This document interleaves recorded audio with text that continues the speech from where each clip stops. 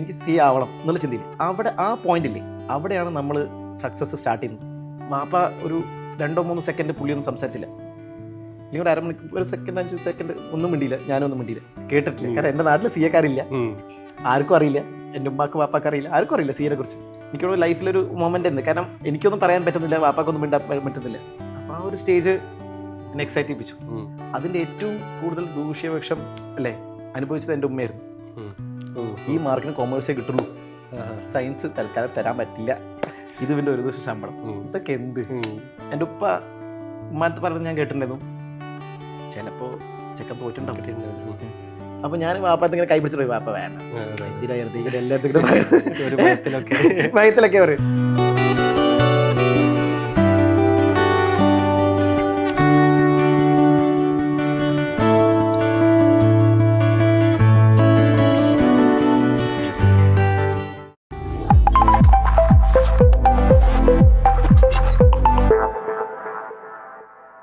Hard work, perseverance, consistency, ഈ 3 കാര്യങ്ങളുണ്ടെങ്കിൽ മാത്രം നേടിയെടുക്കാവുന്ന ചില ക്വാളിഫിക്കേഷൻസ് ഉണ്ട്.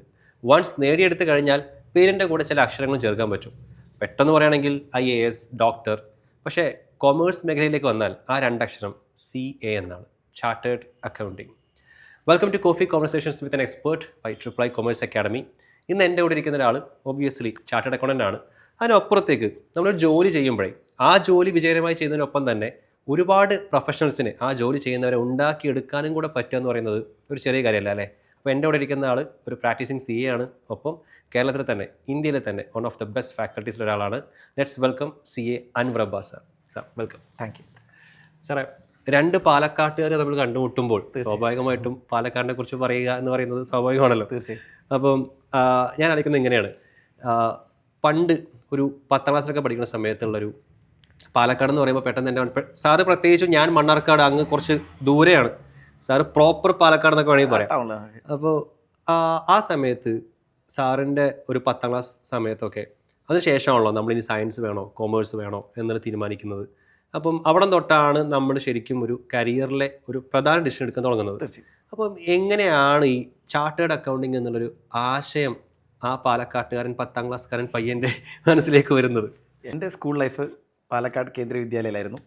10th 12th ഒക്കെ, +2 ഒക്കെ. അപ്പോൾ 10th വരയ്ക്കും ഒരു ആവറേജ് സ്റ്റുഡൻറ്റ്, ആവറേജ് മാർക്കൊക്കെ വെച്ചിട്ടുള്ള ഒരു സ്റ്റുഡൻറ്റ്. Science എടുക്കാനായിരുന്നു plan. +1 എനിക്കിപ്പോഴും ഓർമ്മയുണ്ട്, സയൻസിൻ്റെ ക്യൂവിൽ നിൽക്കുന്നു. ഓക്കെ, അലോട്ട്മെൻറ്റ് സമയത്തില്ലേ, പ്രിൻസിപ്പളുടെ റൂമിൽ സയൻസിൻ്റെ ക്യൂവിൽ നിൽക്കുന്നു. അപ്പോൾ സയൻസ് കൊമേഴ്സ് ഒന്നും അറിയില്ല അന്ന്, ഇതേപോലെ പഠിപ്പിച്ചു തരാനോ പറയാനോ ആരും ഇല്ലല്ലോ അല്ലേ. സയൻസിൻ്റെ ക്യൂ നിൽക്കുന്ന സമയത്ത് എൻ്റെ ഫസ്റ്റ് ലെവൽ ചെക്കിങ്ങിൻ്റെ ഭാഗമായിട്ട് അവിടുത്തെ ഓഫീസിലെ പിയൂണിലെ ചേച്ചിയില്ലേ, പൊന്നമ്മ ചേച്ചി, ആ ചേച്ചി വന്നിട്ട് ഓരോരുത്തരുടെ മാർക്ക് നോക്കണം, എന്നിട്ട് പ്രിൻസിപ്പളുടെ റൂമിലേക്ക് കയറ്റി വിടുന്നുള്ളൂ. ഓക്കെ. അപ്പോൾ എൻ്റെ മാർക്ക് കണ്ടിട്ടില്ലേ, ആ ചേച്ചി പറഞ്ഞു നീ ഇവിടെ നിൽക്കാൻ പറ്റില്ല.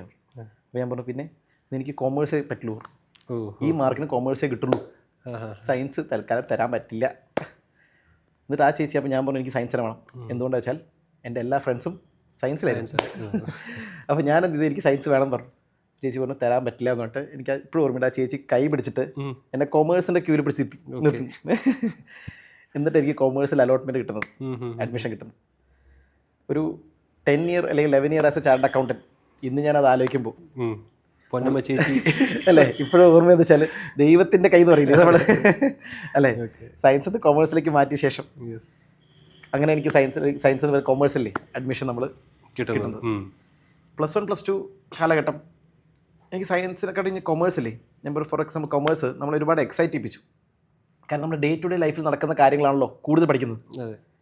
ട്രാൻസാക്ഷൻസ്, അക്കൗണ്ടിങ് ഒക്കെ നമുക്ക് ഡെയിലി ലൈഫായിട്ട് റിലേറ്റ് ചെയ്യാൻ പറ്റും അല്ലേ, സയൻസ് വെച്ച് നോക്കുമ്പോൾ. സത്യമാണ്, ഞാൻ സയൻസ് ആണല്ലേ പഠിക്കും, മാത്സ്. അപ്പോൾ നമുക്ക് ഒരുപാട് ഡെയിലി ലൈഫുമായിട്ട് നമുക്ക് ലിങ്ക് ചെയ്യാൻ പറ്റുന്നുണ്ട്. കുറച്ച് ഇൻട്രസ്റ്റിംഗ് ആയി തോന്നി. പക്ഷെ ഞാൻ ഒരിക്കലും കൺസിസ്റ്റൻ്റ് ആയിരുന്നില്ല പഠിത്തത്തിൽ. അതായത് 1-2 എക്സാംസ് അല്ലേ, സ്കൂൾസ് എക്സാംസ് ഒക്കെ നല്ല രീതിക്ക് ടോപ്പ് ചെയ്യും, പിന്നെ അടുത്ത എക്സാം തോക്കും ചെയ്യും. അപ്പം ഇങ്ങനൊരു സൈക്കിളില്ലേ, അത് കൺസിസ്റ്റൻസി ഉണ്ടായിരുന്നില്ല. അതിൻ്റെ ഏറ്റവും കൂടുതൽ ദൂഷ്യവശം അല്ലേ അനുഭവിച്ചത് എൻ്റെ ഉമ്മയായിരുന്നു. കാരണം ഓരോ പ്രാവശ്യം തോക്കുമ്പോഴും ഉമ്മനെ വിളിപ്പിക്കും സ്കൂളിൽ. അപ്പോൾ +1 +2 ഉമ്മക്ക് എപ്പോഴും റെഗുലർ വിസിറ്റർ ആയിരുന്നു.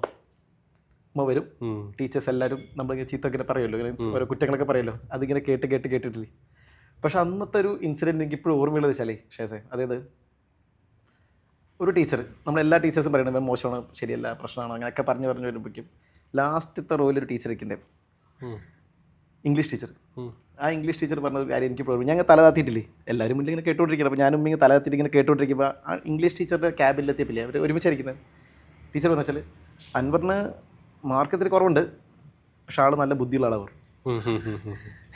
ആ ഒരു വാക്ക് എത്ര വർഷങ്ങൾക്ക് മുമ്പാണെങ്കിലും നമ്മളെ ഇൻസ്പയർ ചെയ്യും. ആൾ നമ്മൾ പെട്ടെന്ന് നമുക്ക് എനിക്ക് എന്നെയാണോ എന്നൊരു തോന്നല്ലേ, അത് എൻ്റെ ലൈഫിലൊരു ടേണിംഗ് പോയിൻ്റായി തോന്നുന്നു, ചെറിയൊരു കാര്യം. പിന്നെ അവിടെ നിന്ന് +2 പിന്നെ ഒരു ക്ലിപ്പ് ഓർമ്മ വെച്ചാൽ ഇങ്ങനെ പറഞ്ഞു മറ്റൊരു അവസാനം ഒരു ടീച്ചറില്ലേ, അവസാനം ഒരു പുതിയ ടീച്ചർ വന്നിട്ട് തോന്നുന്നു ഇവൻ്റെ പഠിത്തം പോരാ, വളരെ മോശമാണ്, ശ്രദ്ധിക്കണം അല്ലെങ്കിൽ തോക്കുന്നൊക്കെ പറഞ്ഞു. അപ്പോൾ സ്റ്റാഫ് റൂമിൽ നിന്ന് ഇറങ്ങി വന്ന സമയത്ത് ചോദിച്ചു ഇതേതാ ടീച്ചർ വെച്ചു, അത് ഫിസിക്സ് ടീച്ചറായിരുന്നു. അതായത് മനസ്സിലായി, കൊമേഴ്സിന് പഠിക്കുന്ന കുട്ടിയെക്കുറിച്ച് ഫിസിക്സ് ടീച്ചർ പഠിക്കാൻ തുടങ്ങി. കാരണം വെച്ചാൽ ഉമ്മാൻ ഇത്രയും വർഷമായി കാണാനല്ലേ, ഇത്രയും ടൈമായിട്ട് കാണാനല്ലേ, ഇടയ്ക്കിടയ്ക്ക് വരുന്നതുകൊണ്ട് സ്വാഭാവികമായിട്ടും അപ്പോൾ ടീച്ചർക്കില്ലേ ഉമ്മാനെ ഒന്ന് ഉപദേശിക്കാതെ തോന്നിയിട്ട് ഫിസിക്സ് ടീച്ചർ ഫ്രീ ആയിട്ട് കൊടുക്കാൻ. അതെ അതെ അതെ അതെ ഫിസിക്സ് ടീച്ചർ കൂടെ പറഞ്ഞു ഇവൻ്റെ പഠിത്തം ഭയങ്കര ശ്രദ്ധിക്കണം എന്നൊക്കെ. +2 എന്ന് വെച്ചാൽ എനിക്ക് ഒരു ലാസ്റ്റ് ആവുമ്പോൾ കുറച്ചൊരു വാശി കയറി, നമുക്ക് പഠിക്കാം എന്ന് ചിന്തിച്ചു. കേന്ദ്രീയ വിദ്യാലയ അന്നത്തെ ആ വർഷം റാങ്ക് ഉണ്ടായിരുന്നു +2 റാങ്ക്. Thank you. അല്ല ആ സമയത്ത് എന്നിട്ട് എന്നെ നെട്ടിച്ചെനിക്ക് സന്തോഷമുള്ള വേറെ കാര്യം വെച്ചാൽ അന്ന് അതിനുശേഷം ആനുവൽ ഡേ ഫംഗ്ഷനൊക്കെ ഉണ്ടാവുമല്ലോ, സ്കൂൾ ഫംഗ്ഷനൊക്കെ നമ്മൾ ഇൻവൈറ്റ് ചെയ്യുമല്ലോ പ്രൈസൊക്കെ തരാനൊക്കെ. അപ്പോൾ ഞാൻ ആ ക്യൂവിൽ നിൽക്കണ്ടായിരുന്നു. സയൻസ് 1 2 3, കൊമേഴ്സ് 1 2 3, അങ്ങനെ ഉണ്ടാവുമല്ലോ, ഓർഡറിൽ ഉണ്ടാവുമല്ലോ. അപ്പോൾ ഈ ഓർഡർ ചെക്ക് ചെയ്യാൻ വന്നത് ഫിസിക്സ് ടീച്ചറായിരുന്നു. പക്ഷേ ടീച്ചർ പറഞ്ഞ കാര്യം എനിക്ക് ഇപ്പോൾ ഓർമ്മയുണ്ട്. പേര് ടിക്കടിച്ചിട്ട് ഓർഡറിലാണ് നോക്കുക, എൻ്റെ പേരും കൂടെ എന്നെ കണ്ടിട്ടില്ലേ, ആ ടീച്ചർ ആ ലിസ്റ്റും കൊണ്ട് തിരിച്ചോടി. എന്തോ തെറ്റ് പറ്റി. ഇവനെന്തിനാണ് ഇവിടെ നിൽക്കുന്നത് എന്നുള്ള ചിന്തയില്ലേ, ആ ചിന്തയുണ്ടായിരുന്നു. പിന്നെ ടീച്ചർ വന്നിട്ട് കൺഗ്രാറ്റ്സ് അൻവർ എന്നിട്ട് കൈ തന്നതൊരു ഓർമ്മയുണ്ട്. കാരണം അത് ലൈഫിൽ മറക്കില്ല. പിന്നീടായിരുന്നു CA ക്കുള്ള ജേണി സ്റ്റാർട്ട് ചെയ്ത് വെച്ചാൽ +2 കഴിഞ്ഞ് നമ്മൾ ക്രിക്കറ്റ് കളിക്കാമല്ലോ വൈകിട്ടൊക്കെ. ക്രിക്കറ്റിൻ്റെ പ്രാന്ത് നല്ല ഉണ്ടായിരുന്നു. എനിക്ക് തോന്നുന്നു 10ാം ക്ലാസ്സിലൊക്കെ മാർക്ക് കുറയാനുള്ള കാരണം ക്രിക്കറ്റിനായിരുന്നു. അപ്പോൾ +2 കഴിഞ്ഞ് നമ്മൾ ക്രിക്കറ്റ് കഴിഞ്ഞ് ചേട്ടന്മാരൊക്കെ നമ്മുടെ നാട്ടിൻപുറത്ത് ഇങ്ങനെ ഇരിക്കും, ഒരു 6-7 മണി വരെയൊക്കെ സംസാരിച്ചിരിക്കല്ലോ. ഇപ്പോൾ അത് കുറവാണ്, പക്ഷേ പണ്ട് ഒരുപാട് ഇങ്ങനെ ഇരിക്കാറുണ്ട്. സ്ക്രീൻ വന്നതോടുകൂടി അതാണ് ഈ പണ്ട് ഇങ്ങനെ ഒരുപാട് നാട്ടിൻപുറത്തില്ലേ ആൾക്കാർക്ക് വേറെ ടൈം പാസ് ഇല്ലല്ലോ, സംസാരിച്ചിരിക്കുന്നല്ലേ. ആ സംസാരത്തിനിടയിൽ എൻ്റെ വെച്ചു ഒരു ചേട്ടൻ ചോദിച്ചു നിൻ്റെ എന്താ പ്ലാൻ വെച്ചു. ഞാൻ പറഞ്ഞു BCom.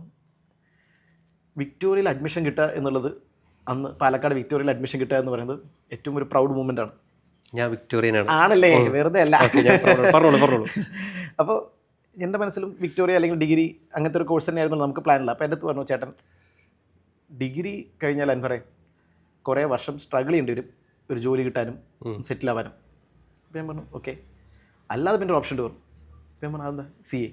അപ്പോൾ ഞാൻ പറഞ്ഞു അതെന്താ കേട്ടിട്ടില്ല, കാരണം എൻ്റെ നാട്ടിൽ CA ക്കാരില്ല, ആർക്കും അറിയില്ല, എൻ്റെ ഉമ്മാക്കും വാപ്പാക്കും അറിയില്ല, ആർക്കും അറിയില്ല CA നെ കുറിച്ച്. അപ്പോൾ ചോദിച്ചു അതെന്താ വെച്ചു, ചാർട്ടേഡ് അക്കൗണ്ടൻസി എന്നൊരു കോഴ്സാണ്, അത് പാസ്സായി കഴിഞ്ഞാൽ ഭയങ്കര വാല്യൂ ആണ്, റെസ്പെക്റ്റാണ്, ഭയങ്കര മോണിറ്ററി ടേംസ് അല്ലേ, അങ്ങനെ ഒരുപാട് കാര്യങ്ങൾ പറഞ്ഞു. അപ്പോൾ നമ്മളെ എക്സൈറ്റ് ചെയ്യിപ്പിച്ചു. ഞാൻ പറഞ്ഞു പക്ഷെ അത് കിട്ടാൻ കുറച്ച് സമയം എടുക്കും, കുറച്ച് എഫേർട്ട് ഇടണം, അങ്ങനെയൊക്കെ പറഞ്ഞിട്ട് പേടിപ്പിക്കുകയും ചെയ്തു. അപ്പോൾ എനിക്ക് ഒരു ഉള്ളിൽ നമുക്ക് ചെയ്ത് നോക്കാം, ട്രൈ ചെയ്യാന്നൊക്കെ രീതിക്കില്ല. ഞാൻ വാപ്പാൻ തോന്നുന്നു, വാപ്പ പറഞ്ഞു ആയിക്കോ പോവാം. എന്നിട്ട് ഇപ്പോഴും ഓർമ്മയുണ്ട്, ഞാനും വാപ്പയും കൂടിയിട്ടില്ലേ പാലക്കാട് കൽപ്പാത്തി എന്നുള്ള സ്ഥലത്ത് ബസ് ഇറങ്ങിയിട്ട് ഒരു 1.5 കിലോമീറ്റർ ഉണ്ടാവും ICA ഇൻസ്റ്റിറ്റ്യൂട്ടിലേക്ക്. ഒരു ആവറേജ് മിഡിൽ ക്ലാസ് വ്യക്തി ആകുമ്പോൾ എന്താവും, നമ്മൾ നടക്കുന്ന പരിപാടിയാണല്ലോ, ഓട്ടോയിൽ പോകാനാണെങ്കിൽ പോലും ആ ഒരു പൈസ ലാഭിക്കാതെ എനിക്കിപ്പോൾ ഒരു 1.5 കിലോമീറ്റർ വെയിലത്ത് ഇങ്ങനെ നടക്കും ഞാനും വാപ്പയും കൂടി. എന്നിട്ട് ICAയിൽ പോകുന്നു, അഡ്മിഷൻ എടുക്കുന്നു, അവിടെ നിന്നാണ് CA ജേണി സ്റ്റാർട്ട് ചെയ്യുന്നത്. പക്ഷെ സ്റ്റാർട്ട് ചെയ്തപ്പോഴും ഷേസേ ഇതെന്താണെന്നോ ഇതിലെന്തൊക്കെ ഉണ്ടെന്നോ എങ്ങനെയെന്ന് അറിയാം, ടഫാണെന്ന് കേട്ടിട്ടുണ്ട് ഒരുപാട് പേര് പറഞ്ഞിട്ട്. പക്ഷെ ഇതിൻ്റെ പാസ്സായ ശേഷം അല്ലെങ്കിൽ ഇതായ ശേഷം what are the things waiting for you, അല്ലെങ്കിൽ നിങ്ങളുടെ ലൈഫ് എങ്ങനത്തോളം ചേഞ്ച് ആവുന്നില്ലേ, അത് ഞാൻ എക്സ്പെക്ട് ചെയ്യുന്നതിൻ്റെയും വേ ബിയോണ്ട് ആയിരുന്നു കാര്യങ്ങൾ. ഓക്കെ, അത് എങ്ങനെയാണ് എപ്പോൾ തൊട്ട് ഇതിനിടയ്ക്കൊരു സ്റ്റേജ് ഉണ്ട്. ഇപ്പോൾ സാറ് CA എന്നുള്ളത് സ്റ്റാർട്ട് ചെയ്തത് പറഞ്ഞു, ഇനി അതിനിടയിലുള്ള കാര്യത്തേക്ക് ഞാൻ വരാം. പക്ഷെ എനിക്ക് ഇതിൻ്റെ അടുത്ത ഘട്ടം ഇങ്ങനെ ഇറങ്ങുന്നത്, വൺസ് സാറ് CA ക്വാളിഫൈഡ് ആയി കഴിഞ്ഞപ്പോൾ ലൈഫിൻ്റെ ഒരു ചേഞ്ച് ഉണ്ടാവുമല്ലോ. നമ്മൾ പല CAസിനോട് സംസാരിക്കുമ്പോൾ എനിക്ക് ഭയങ്കര ഇഷ്ടമാണ് ആ ഒരു ഏരിയ കേൾക്കാൻ വേണ്ടിയിട്ട്. അത് സാർ എങ്ങനെയാണ് ഒന്ന് പറഞ്ഞത്, ഇതുപോലെ ഒരു സ്റ്റോറീസ് ഉണ്ടെങ്കിൽ അങ്ങനെ തന്നെ പറഞ്ഞാൽ നല്ലത്. Like how was that change? ഇതിന്റെ ഒരുപാട് സ്ട്രഗിൾ ഇതിന്റെ പുറകിലുണ്ടല്ലോ, ഇതിന്റെ പീരീഡിലുണ്ട്.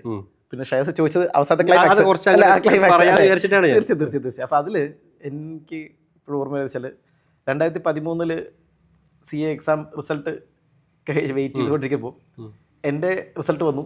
ഞാൻ നോക്കിയപ്പോൾ പാസ്സായ മൊമെൻറ്റിൽ ഞാൻ ആദ്യം വിളിച്ചത് എൻ്റെ ഉപ്പാനായിരുന്നു. ഞാൻ നാട്ടിലില്ല, ഞാൻ വേറെ സ്ഥലത്തായിരുന്നു. ഞാൻ ആ റിസൾട്ട് നോക്കിയ ശേഷം ഒരു 2 സെക്കൻഡ് സൈലൻ്റ് ആയിട്ട് ഞാൻ എൻ്റെ ഉപ്പാനെ വിളിച്ചു.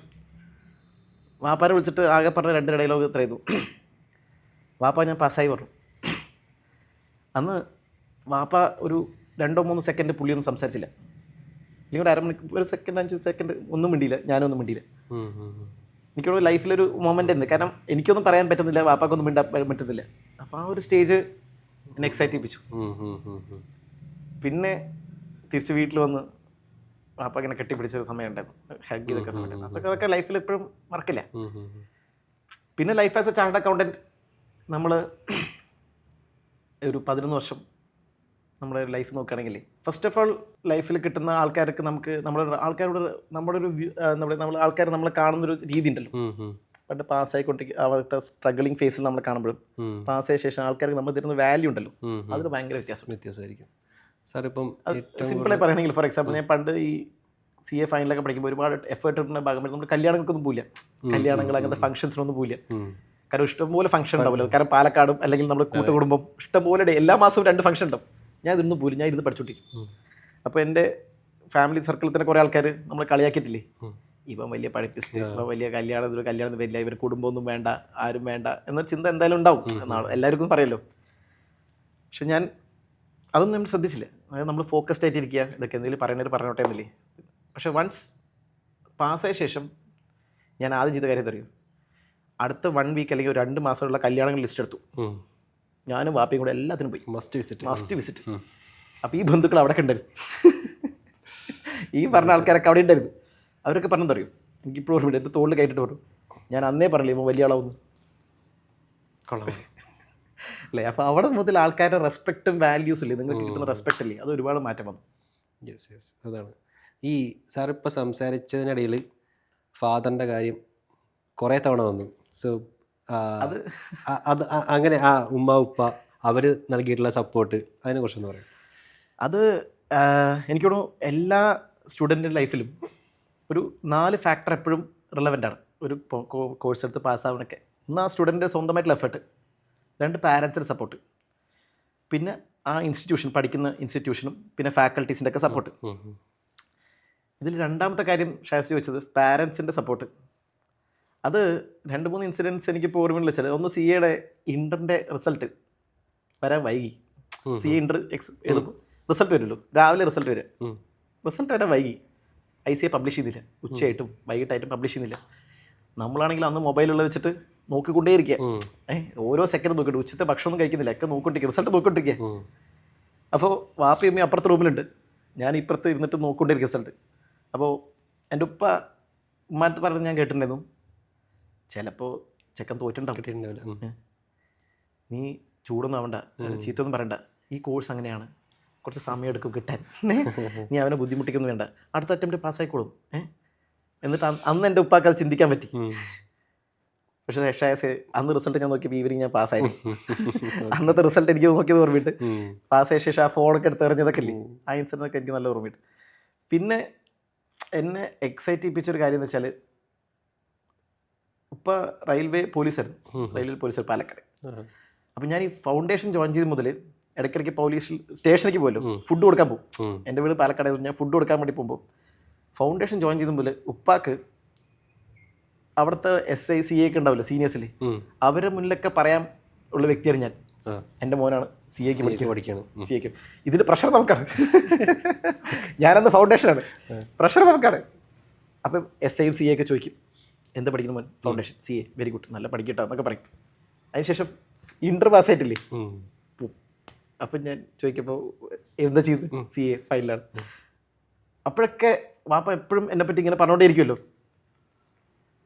അപ്പോൾ ഞാനിങ്ങനെ ഇടയ്ക്കിടയ്ക്ക് വാപ്പാനത്തൊക്കെ ഇല്ലേ, അതേപോലെ തന്നെ പാസ്സായ ശേഷവും കല്യാണങ്ങളൊക്കെ ഇല്ലേ, ഇപ്പോൾ പറയും എൻ്റെ മോൻ CA ആണ്, ഇപ്പോൾ ക്ലാസ് എടുക്കുകയാണ്, അങ്ങനെയാണ്, ഇവിടെയാണ്, ചെന്നൈയിലൊക്കെ എടുക്കുന്നത്, അങ്ങനെ എന്തിനൊക്കെ പറഞ്ഞുകൊണ്ടിരിക്കും. അപ്പോൾ ഞാൻ വാപ്പത്ത് ഇങ്ങനെ കൈ പിടിച്ചിട്ട് പോയി, വാപ്പ വേണ്ട, എന്തിനായിരുന്നു ഇങ്ങനെ എല്ലാത്തിനും ഭയത്തിലൊക്കെ പറയും. പക്ഷെ ശേഷേ എനിക്കൊരു മോളുണ്ടായിട്ട് ശേഷം എൻ്റെ മോളില്ലേ ചെയ്യുന്ന കാര്യങ്ങൾ നമുക്ക് പറയുമ്പോൾ അതെ അതെ ഏഹ് നമ്മളെല്ലാം നമ്മൾ കാര്യങ്ങളൊക്കെ മറന്ന് നമ്മൾ പറഞ്ഞുകൊണ്ടിരിക്കുന്നുണ്ട്. അതെ അതെ ക്ലിയർ. അത് തന്നെയാണ് എല്ലാ പാരൻറ്റും അതെ അതെ സ്വന്തം കുട്ടീനെ കുറിച്ച് പറയുമ്പോഴേ അവർക്ക് അവർ കുറേ കാര്യങ്ങളില്ലേ കൂടുതൽ പറയും. അപ്പോൾ എനിക്ക് മനസ്സിലായെന്ന് വെച്ചാൽ പിന്നെ ഞാൻ ശേഷം വാപ്പൻ റെസ്ട്രിക്റ്റ് ചെയ്യാറില്ല. പുള്ളി പറയുന്ന പോലെ പറയട്ടെ, ഇഷ്ടം പോലെ പറഞ്ഞോട്ടെ. അപ്പോൾ പാരൻസിൻ്റെ സപ്പോർട്ട് ഒരിക്കലും നമുക്ക് എന്താ പറയാൻ പറ്റില്ല. അത് തന്നെയാണ് ഇതിൻ്റെ ഒരു മെയിൻ പില്ലർ. യെസ് സാറേ, CA എന്ന് പറയുമ്പോൾ എല്ലാവരും പറഞ്ഞത് ഒരു 5 ഇയർ ജേണി. ഇപ്പോൾ അത് 4 ഇയേഴ്സ് ഫസ്റ്റ് അറ്റംപ്റ്റിൽ ക്ലിയർ ചെയ്താൽ അന്നിപ്പോൾ സിലബസ് മാറിയിട്ടായിട്ടുണ്ട്. പക്ഷേ അന്നൊരു 5 ഇയേഴ്സ് മിനിമം വേണ്ട ഒരു തീർച്ചയായിട്ടും വലിയ കാലഘട്ടം. അപ്പം സ്വാഭാവികമായിട്ടും ഈ പെർസീവറൻസ് എന്നുള്ള വാക്ക് ഞാൻ തുടക്കത്തിൽ പറഞ്ഞു, ഇതാണല്ലോ അതിൻ്റെ ഒരു മെയിൻ സംഭവം. അപ്പം സാറ് എന്തൊക്കെയായാലും ആ വലിയ ജേണിയിൽ ചെറിയ സെറ്റ് ബാക്സ് ചിലപ്പോൾ ചെറുതോ വലുതോ ഉണ്ടായിട്ടുണ്ടാവും. അപ്പം അതിനെക്കുറിച്ച് അത് ഉണ്ടായിട്ടും നമ്മൾ പിന്നെയും കണ്ടിന്യൂ ചെയ്യാൻ തീരുമാനിക്കുന്ന മൊമെന്റ് ഇങ്ങനെ കുറച്ച് കാര്യങ്ങൾ ഉണ്ടാവില്ല. അപ്പോൾ ഇത് കാണുന്ന ഒരുപാട് സ്റ്റുഡൻസ് CA ആസ്പയറുന്ന ആൾക്കാരായിരിക്കും. അവർക്ക് ശരിക്കും വേണ്ട ഒരു കാര്യം അതായിരിക്കും, ഈ എങ്ങനെയാണ് ഇത്രയും കാലം അവിടെ പിടിച്ചു നിൽക്കാൻ പോകുന്നത്. അതിനെക്കുറിച്ചൊന്നും പറയും സാർ. ഷായസ് പറഞ്ഞ പോലെ എൻ്റെ അടുത്തും ഒരുപാട് സ്റ്റുഡൻസ് ചോദിക്കാറുണ്ട്, സാർ ഫസ്റ്റ് അറ്റംപ്റ്റ് ആണോ എന്നൊക്കെ. അല്ല. അപ്പോൾ നമ്മൾ ചില ഇതിൽ സെറ്റ് ബാക്സ് നേരിട്ടിട്ടുണ്ട്. 2 കാര്യങ്ങളാണ്. ഒന്ന്, നമുക്കൊരു സെൽഫ് ബിലീഫ് ഇല്ലേ. ഫോർ എക്സാമ്പിൾ ഞാനൊരു എക്സാം എഴുതി 4-5 മാർക്കിന് ചിലപ്പോൾ നമ്മൾ ക്ലിയർ ആവാതെ തോൽക്കുന്നു. അപ്പോഴും എൻ്റെ മുന്നിലെന്ന് വെച്ചാൽ ഞാൻ പഠിക്കാത്തത് കൊണ്ട് തന്നെയാണ് തോറ്റതും, എഫേർട്ട് ഇട്ടാൽ ഇത് ക്രാക്ക് ചെയ്യാൻ പറ്റും എന്ന് എനിക്ക് 100% കോൺഫിഡൻറ്റ്. വേറെ എന്തിനും ബ്ലെയിം ചെയ്തില്ല. അതാണ് നമ്മുടെ മിസ്റ്റേക്ക് തന്നെയാണ്. ICA മെറ്റീരിയൽ തന്നിട്ട് അവർ ഇന്ന ഡേറ്റിന് എക്സാം എന്ന് പറഞ്ഞിട്ട് ഈ മെറ്റീരിയൽ തന്നെ ചോദിക്കുന്നുള്ളൂ. അപ്പോൾ പിന്നെ ആരും മിസ്റ്റേക്കാ അല്ലേ? സിമ്പിൾ. ഓരോ പ്രാവശ്യം ഞാൻ ഫോർ എക്സാമ്പിൾ CA ഇൻ്റർ ഫൗണ്ടേഷനൊക്കെ ഇങ്ങനെ സ്റ്റേജസ് വരുമ്പോഴൊക്കെ എൻ്റെ ഉള്ളിൻ്റെ ഉള്ളിലൊരു സെൽഫ് ബിലീഫ് പണ്ട് മുതലേ ഉണ്ടായിരുന്നു, ഇത് കിട്ടും, ഇന്നല്ലെങ്കിൽ നാളെ ഇത് കിട്ടും, നമ്മൾ മര്യാദയ്ക്ക് പഠിച്ചാൽ മതി. അപ്പോൾ ഞാൻ എൻ്റെ ലൈഫ് ജേണിയിൽ ഞാൻ ചെയ്ത കാര്യം എന്ന് വെച്ചാൽ, ഇപ്പോൾ ഈ CA ഫൈനലൊക്കെ നമ്മളിങ്ങനെ ആവറേജ് ലെവലില്ലേ സമയം കിട്ടുമ്പോൾ പഠിക്കുക, ആ ഒരു അപ്രോച്ച് എടുത്തു. പക്ഷേ ആ അറ്റംപ്റ്റ് കിട്ടിയില്ല. പിന്നെ ഞാൻ എന്ത് ചെയ്തു, എൻ്റെ ഒരു ബന്ധുവിൻ്റെ ഒരു വീടുണ്ട്, അവിടെ ഫോണൊക്കെ ഓഫാക്കി എക്സ്ക്ലൂസീവ്ലി ഇതിനു വേണ്ടി മാത്രം ഡെഡിക്കേറ്റ് ചെയ്തു. ആ അറ്റംപ്റ്റ് പാസ്സായി. അപ്പോൾ നമ്മൾ എഫേർട്ട് ഇടാൻ റെഡി ആണെങ്കിൽ ഡെഫിനറ്റ്ലി എന്താവും, സക്സസ് വരും. ക്ലിയർ. മെയിനായിട്ട് ഞാൻ പറയില്ല, മെൻ്റൽ സ്ട്രെങ്ത് ഇമ്പോർട്ടൻ്റ് ആണ്. കുറച്ച് എന്ത് ചെയ്യണം, ഡിറ്റർമിനേഷനോടുകൂടി വർക്ക് ചെയ്യും. പക്ഷേ ഞാൻ നേരത്തെ പറഞ്ഞ പോലെ വൺസ് യു അച്ചീവ് എന്തൊക്കെ കാര്യങ്ങൾ നിങ്ങൾ വെയിറ്റ് ചെയ്യുന്നില്ലേ, that should be your motivating factor. കാരണം നമ്മൾ എപ്പോഴും പറയുന്നത് വെച്ചാൽ റിവാർഡാണല്ലോ നമ്മുടെ ഒരു എല്ലാ ആക്ടിവിറ്റിക്കും ഉള്ളൊരു ബേസ്. അത് വെച്ച് വർക്ക് ചെയ്ത് കഴിഞ്ഞാൽ ഡെഫിനറ്റ്ലി വിൽ സക്സീഡ്. അതാണ് 3 ഇംഗ്ലീഷ് വാക്കൊക്കെ പറഞ്ഞു, അങ്ങനെ ഹാർഡ് വർക്ക്, പെർസീവറൻസ്, കൺസിസ്റ്റൻസി എന്നൊക്കെ. ഇത് പുറത്ത് നിന്ന് കാണുന്ന ഒരാൾ പറയുന്നതാണ്. എനിക്ക് ഇനി അറിയേണ്ടത്, ഒരു ചാർട്ടേഡ് അക്കൗണ്ട് എന്നുള്ള സ്റ്റുഡൻ്റ് ആയിരുന്നു സാർ, ഇപ്പോൾ ഒരു പ്രൊഫഷണലാണ്. അപ്പം ഇതുപോലത്തെ ഒരു കോഴ്സ് ക്ലിയർ ചെയ്യണമെങ്കിൽ സാർ ഇപ്പോൾ പറഞ്ഞു അത് കഴിഞ്ഞാൽ കിട്ടുന്ന റിവാർഡിനെ കുറിച്ചൊക്കെ ആഗ്രഹിക്കണത്. നമ്മൾ എത്രമാത്രം വർക്ക് ചെയ്യണം എന്ന് ഞാൻ ചോദിക്കുകയാണെങ്കിൽ സാർ അതിനെ ക്വാണ്ടിഫൈ ചെയ്യാൻ വേണ്ടി എങ്ങനെ പറഞ്ഞുതരാം? എത്രമാത്രം പണിയെടുക്കണം, എങ്ങനെ പണിയെടുക്കണം? അതെ, ഒരു CA സ്റ്റുഡൻറ്റിൻ്റെ ലൈഫിൽ ഫോളോ ചെയ്യേണ്ട മെയിൻ കാര്യം വെച്ചാൽ first of all hard work തന്നെയാണ്. തീർച്ചയായും അതിനോടുള്ള അത്രയും വർക്ക് ചെയ്യാന്നുള്ള ഫസ്റ്റ് ഫാക്ടർ. രണ്ടാമത്തത് കൺസിസ്റ്റൻസി. അവിടെയാണ് ഒരുപാട് പേരില്ലേ ലാക്ക് ചെയ്യുന്നത്. കാരണം കുറച്ച് ദിവസം ഷോർട്ട് പീരീഡ് ഓഫ് ടൈമിൽ ചെയ്തിട്ട് ഒന്നും ചെയ്യാൻ നേടാനില്ല.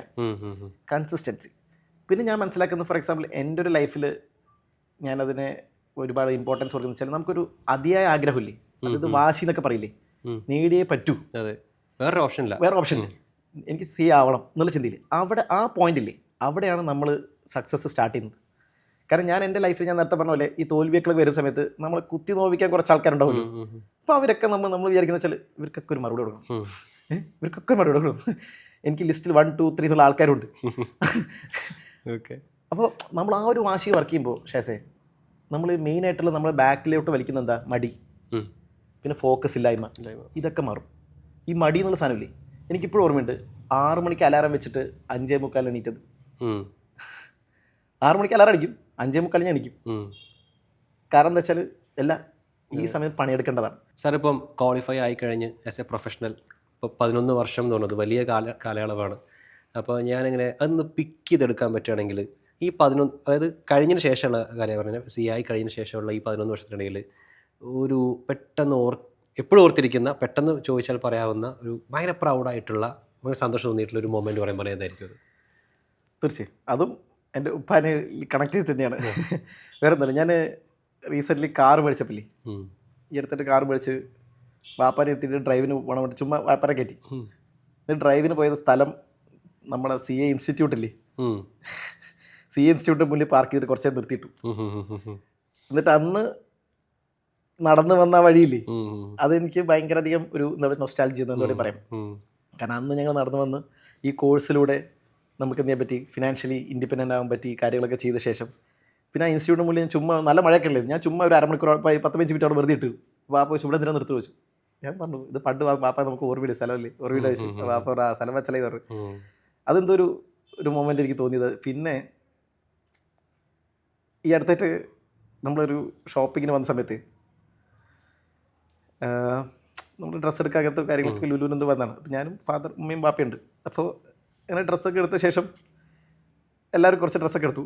അപ്പോൾ ഇതിൻ്റെ ബില്ല് എമൗണ്ട് ഇല്ലേ, എനിക്ക് എൻ്റെ മൈൻഡിൽ ഇത്ര ഉണ്ടെന്ന് അറിയാം, ഇത്ര മൈൻഡ് വരുന്നറിയാം. പക്ഷെ എൻ്റെ പേടി എന്താ പറയും, 30 കണ്ടാൽ എന്ത് പറയും. കാരണം ഞാൻ നേരത്തെ പറഞ്ഞല്ലേ, ആവറേജ് മിഡിൽ ക്ലാസ് ഫാമിലി വരുമ്പോൾ നമുക്കറിയാം വീട്ടിൽ ലൈറ്റ് പോലും ഓഫാക്കാൻ ആദ്യം ഉപ്പയുള്ള എണീറ്റ് പോകും, എല്ലാവരും ഓഫാക്കാൻ. കാരണം അങ്ങനത്തെ ഫാമിലി ബാക്ക്ഗ്രൗണ്ട്. അവിടുന്ന് ഈ ബില്ല് കാണുമ്പോൾ ഉപ്പ എന്ത് പറയുന്ന എനിക്ക് ടെൻഷൻ. അല്ലാതെ പേയ്മെൻറ്റ് കൊടുക്കുന്നതിൽ പ്രശ്നമേ അല്ലാത്ത എനിക്ക് ഉപ്പ ഈ ബില്ല് കണ്ട എന്ത് ചെയ്യും. അപ്പോൾ ഞാൻ ഈ ബില്ല് മറച്ചു വെക്കാൻ എന്ത് ചെയ്യാൻ പറ്റുമെന്നില്ലേ, ടെൻഷനിലിരിക്കുന്നു. അപ്പോൾ ബില്ല് വന്ന ശേഷം വാപ്പൊക്കെ നോക്കി, ഉമ്മയെ നോക്കി, ഇത്ര എമൗണ്ടായി ചോദിച്ചു. അപ്പോൾ ഞാൻ ഉപ്പ ചീത്ത പറയും, ഇപ്പം എന്ത് ചെയ്യും, ഞാൻ എന്ത് ചെയ്യുമ്പോഴേക്കിങ്ങനെ ഇരിക്കുമ്പോൾ ഉപ്പ എന്നെ നോക്കി ചിരിച്ചിട്ട് എൻ്റെ തോളിൽ തട്ടിയിട്ട് ഉമ്മാനത്ത് പറയണത്, ഇത് ഒരു ദിവസം ശമ്പളം എൻ്റെ,